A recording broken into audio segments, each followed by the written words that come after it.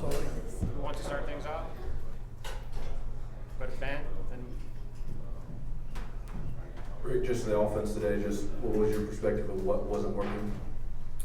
Well, we had some opportunities early. I thought their game plan was obviously every game, it's not just this game. People really try to work hard to take away our perimeter players.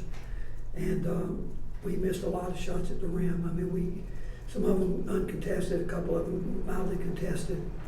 But the fact is that we had some looks that we didn't make.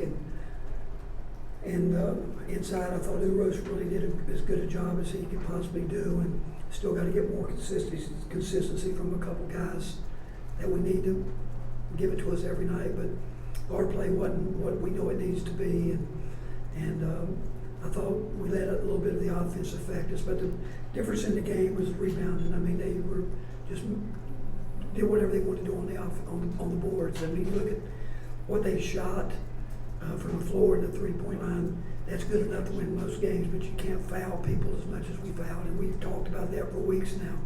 We've got to stop committing fouls and make people play, but we gave them too many points there. But got to give them credit. I thought they played hard. They had we told the guys coming in they were going to make adjustments with their lineup, which they did. But just we got to have better overall play with our guards, perimeter guys, and a little bit more consistency with our post guys inside. The guys have been around. Rob, then Mike, then Grant. Coach, you touched on the rebounding, but you guys have been the best rebounding team in the league before today and almost got doubled up. How big of a surprise was that? Well, it goes back, I've said to you guys before, we still have too many guys that think offense as opposed to understanding the role they've got to play on the team. And we give them credit. They came in and did, that was obviously a big part of their game plan. They look at those numbers like everybody, and they're going to say, hey, we're not going to get beat on the boards. And they thoroughly beat us on the backboards. And we turned it over way too many in the first half, just turnovers you can't have. We had a chance to maybe get a little rhythm first half and broke down.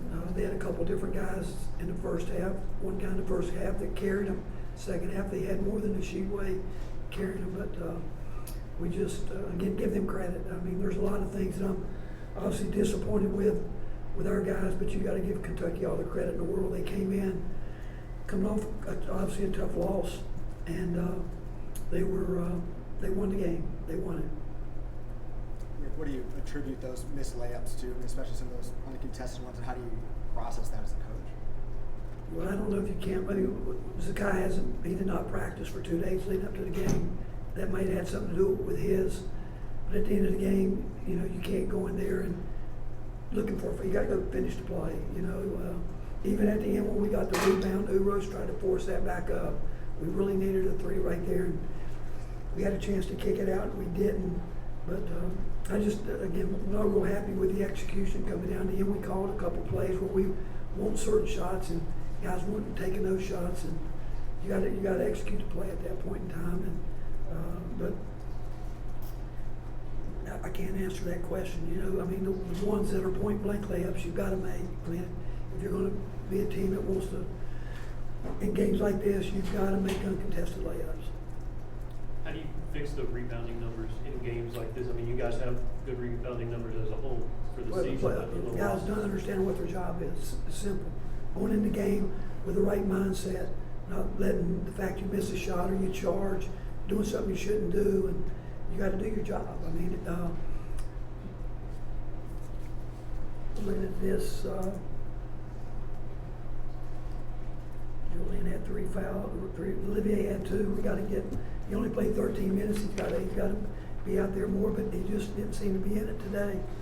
Uros had 3 rebounds. Even though he had a good night scoring the ball. Our guards, Jonas had 4. Tobe had 1, and it's just our front line's got to do a better job rebounding. I think we out rebounded our whole front line. I guess if you count it up, I'm not sure right now, but we got to get our front line guys doing their job on the glass, and that's not just 4 and 5s. It's the wings too. But on the defensive end, we've got to get all 5 guys involved, and we weren't very good at that tonight. Ryan, then David. Jim, you have a question? Yeah, Coach, you let the guys play there down 3 at the end as opposed to calling a timeout. What went into that decision? We got a place, we don't have to call timeout to run a play. We've practiced for about 100 practices. We shouldn't have to call a timeout.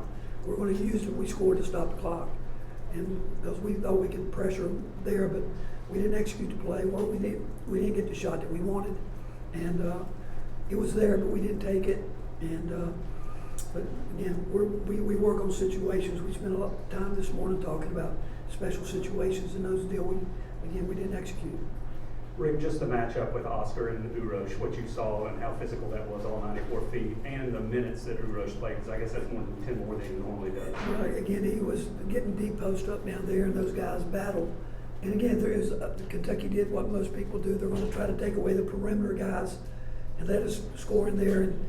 And whether it's throwing it into him or, the layups, spread them out, and we had drives at the rim, but we couldn't capitalize on it. But again, I thought he played as hard as he could play. All right, Coach, thank you. All right, thank you guys.